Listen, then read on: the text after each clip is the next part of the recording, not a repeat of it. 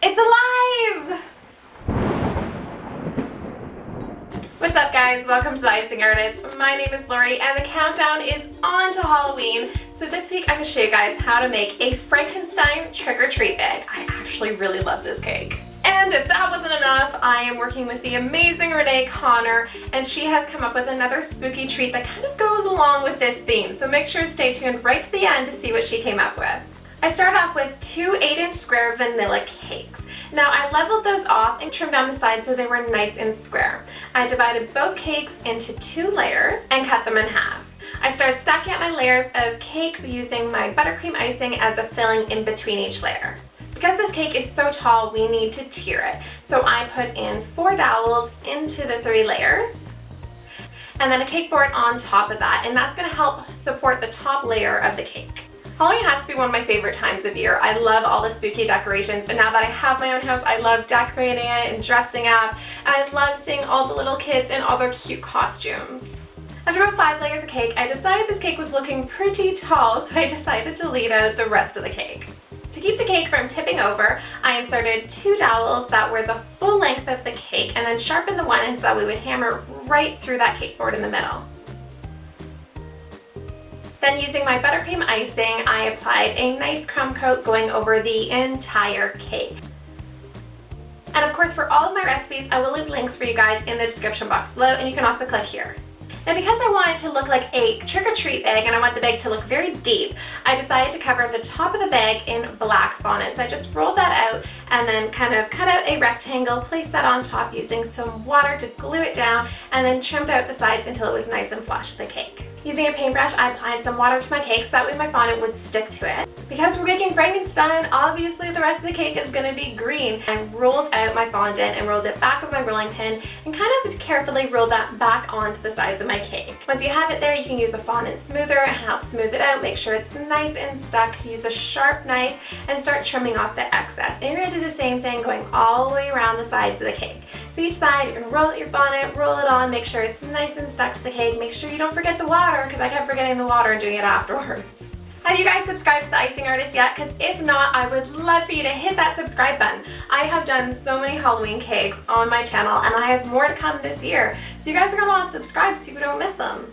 And we're almost at 70,000 subscribers, so that's pretty exciting. Now it's time for Frank's hair. That's right.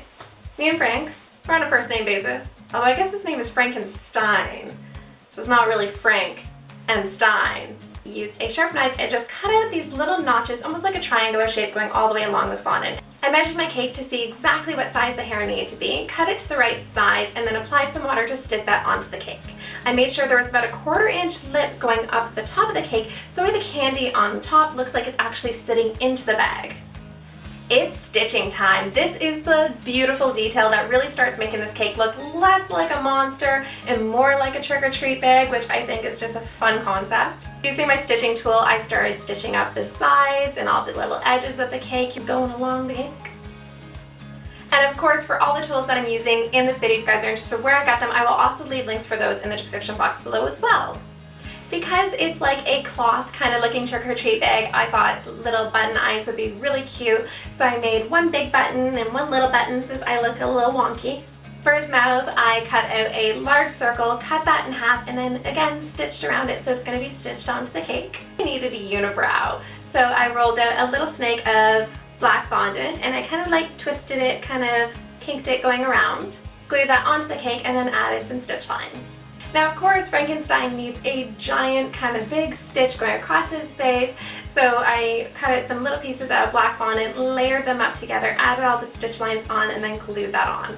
This Frankenstein definitely still needs those bolts on the side of his neck, so I took some gray fondant, made like almost little square shaped bolts, and then glued those onto the sides of the cake. Right now we almost have like a cloth box, so this box needs some handles to make it a little bag. So I cut out 4 equal strips of black fondant. I wet it with some water and then placed on my long wire. Layered my other piece of fondant on top of that, bent it around into the shape of a handle. Because it's wire, it just kind of bends along with it. Do the exact same thing with your other handle and then carefully insert that into the top of your cake. Now of course, you're going to want to pull those handles out when you go to serve this cake. Now you can add in all of that candy into your trick-or-treat bag so it's nice and full. I don't know about you guys, but when I was a kid, I used to carry a pillowcase around. We didn't even use these little trick-or-treat bags. We used pillowcases, and we had like a reserve pillowcase in our back pocket. That's how crazy it was. I am in cake love with this one. It is so rewarding to have an idea in your head. It's usually a crazy idea that actually worked and came out exactly as I thought it was going to, so I'm really, really happy with it. If you guys really enjoyed it as well, I would love for you guys to give this video a share on Facebook. And of course, don't forget to check out Renee Connor's cake. She also made a Frankenstein cake. I love the little character that she kind of made with it. It looks adorable, and she made a Bride of Frankenstein cake. So if you guys want to see those videos, you have to go and check out her channel, and don't forget to subscribe because she does amazing cakes every single week. And of course, if you guys want to see more of my videos, don't forget to subscribe to my channel so that way you can come back every week and see what I came up with. If you guys are interested in my complete Halloween playlist, I will leave a link right here as well as in the description box below, and there's more Halloween cakes over here. Thank you guys so much for watching. I really appreciate it, and happy almost Halloween. I love these little jars that I got at the secondhand store. I think they're like small vases, but they work perfect as my little science beacons. Beacons? Are they called beacons? Jars? No. Test tubes? Glass thingies?